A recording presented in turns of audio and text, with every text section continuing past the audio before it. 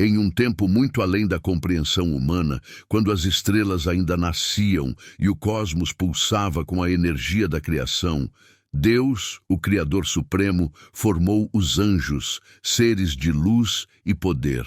Entre eles, havia um que se destacava mais do que todos, Lúcifer, o portador da luz. Ele era o mais belo, o mais sábio e o mais poderoso.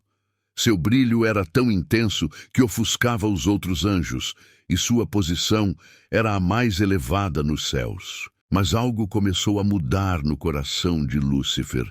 Sua grandeza, que antes refletia a glória de Deus, passou a ser motivo de orgulho. Ele se olhou no espelho da sua própria perfeição e pensou: por que devo eu, o mais grandioso de todos, servir a Deus? Não posso eu mesmo ser como Ele, governar como Ele governa? Essa semente de orgulho cresceu em seu coração.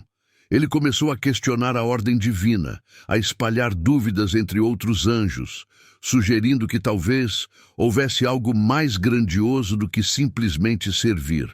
E assim a rebelião começou.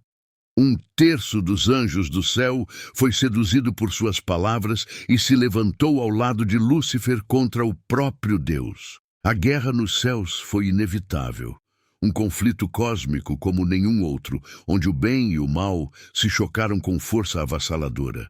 Mas, mesmo com todo o seu poder, Lúcifer e seus seguidores foram derrotados. Eles foram lançados para fora dos céus, e Lúcifer tornou-se Satanás, o adversário, o inimigo de tudo o que era bom e santo. A partir desse ponto, muitos se perguntam: se Deus é todo-poderoso, por que ele simplesmente não destruiu Satanás naquele momento? Por que não acabou com ele e os anjos caídos, trazendo paz eterna ao universo? Esta pergunta nos leva a uma história profunda e cativante sobre a natureza do plano de Deus e o significado da verdadeira justiça. Quando Satanás caiu, ele não perdeu todo o seu poder nem sua capacidade de influenciar. Ele sabia que, mesmo sendo derrotado nos céus, ainda havia uma peça-chave na criação de Deus que ele poderia atacar: a humanidade. Deus havia criado o homem à sua própria imagem, dando a ele algo que nem os anjos possuíam: o livre-arbítrio. Os humanos podiam escolher entre o bem e o mal, entre servir a Deus ou se rebelar. Satanás viu nessa liberdade sua chance de ferir o coração de Deus. Se ele conseguisse desviar a criação mais amada do Criador, ele acreditava que poderia corromper o plano divino. E assim, ele se dirigiu ao jardim do Éden, disfarçado de serpente, e com astúcia seduziu Adão e Eva, levando-os a desobedecer a Deus. O pecado entrou no mundo, e com ele a dor, a morte e o sofrimento. Agora surge a pergunta: por que Deus permitiu que isso acontecesse? Se ele é todo-poderoso, por que simplesmente não destruiu Satanás? A resposta está no coração do plano divino, o livre-arbítrio. Deus criou tanto os anjos quanto os humanos com a capacidade de escolher.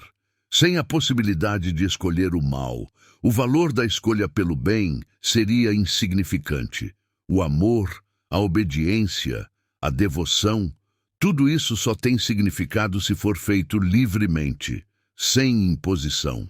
Se Deus tivesse destruído Satanás no momento de sua rebelião, ou impedido Adão e Eva de pecarem, ele estaria negando essa liberdade.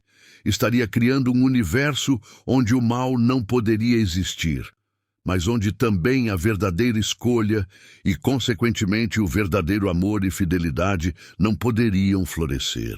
Deus sabia que o mal não pode ser vencido com mera destruição. Destruir Satanás não resolveria o problema que ele personificava. O mal precisa ser vencido de forma justa e verdadeira, e para isso é necessário tempo, paciência e, acima de tudo, redenção. E é aqui que entra a parte mais emocionante dessa história. Em vez de destruir Satanás e os anjos caídos, Deus arquitetou um plano de salvação que envolve cada um de nós. Ele enviou seu Filho, Jesus Cristo, para a terra. Jesus, enfrentando as tentações de Satanás no deserto, mostrou que o mal pode ser vencido pela fidelidade e obediência a Deus. Mas a vitória final veio através do sacrifício na cruz. Naquele momento, quando Jesus foi crucificado, parecia que Satanás havia triunfado, mas foi exatamente o contrário. Na cruz, Jesus desfez o poder do pecado e da morte. Ele ressuscitou ao terceiro dia, garantindo a derrota final de Satanás e abrindo o caminho para a redenção de toda a humanidade. Mas por que então Satanás ainda está ativo? Por que Deus ainda o permite operar no mundo? A resposta é surpreendente, porque a história ainda não chegou ao seu fim. Deus está dando tempo para que cada ser humano possa fazer sua escolha entre o bem e o mal, entre o amor e a rebelião. Destruir Satanás antes do tempo significaria interromper essa história de redenção, e Deus, em sua paciência, deseja que todos tenham a oportunidade de escolher o seu caminho. No final dos tempos, como revelado no livro de Apocalipse, Satanás será finalmente derrotado e lançado no lago de fogo, junto com todos os anjos caídos. A justiça de Deus será plenamente realizada. Mas até lá, Satanás e seus seguidores são permitidos existir, não como rivais de Deus, mas como parte de um plano maior. Um plano que revela a profundidade da graça, do amor e da misericórdia divinos. Então, por que Deus não destrói Satanás agora? Porque a verdadeira vitória sobre o mal não é simplesmente eliminá-lo, mas redimir a criação, dando a cada um de nós a chance de escolher o bem de forma livre e verdadeira.